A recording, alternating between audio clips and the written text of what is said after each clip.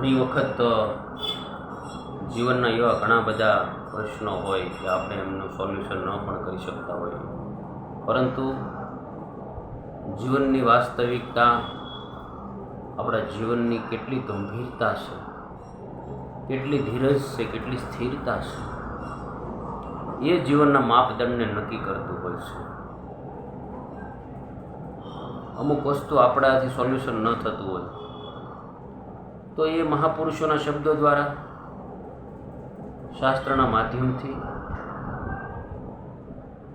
ક્યારેક ક્યારેક આપણે કથામાં બેસીએ, આપણું મન ઉગ્ર હોય,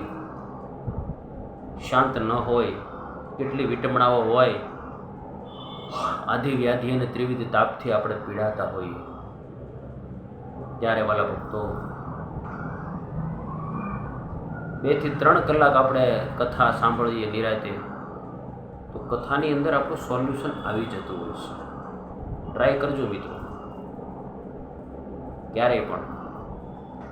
શ્રીમદ ભાગવતની કથા હોય, સત્સંગી જીવનની કથા હોય, રામકથા હોય કે દેવી ભાગવત હોય, કોઈ પણ સંતોના મુખેથી આપણે કથા શ્રવણ કરીએ ત્યારે આપણી વિટંબણાઓ આપણા મનની અંદર હોય, કેટલા વ્યવહારિક પ્રાવધાનો પણ આપણા મનની અંદર આવતા જતા હોય, તો એના માટે આ સરળ અને બેસ્ટ પ્રયોગ છે કે 3 કલાકના કથાના સેશનની અંદર, એક ભાગની અંદર 3 કલાક સવારે, 3 કલાક બપોર પછી,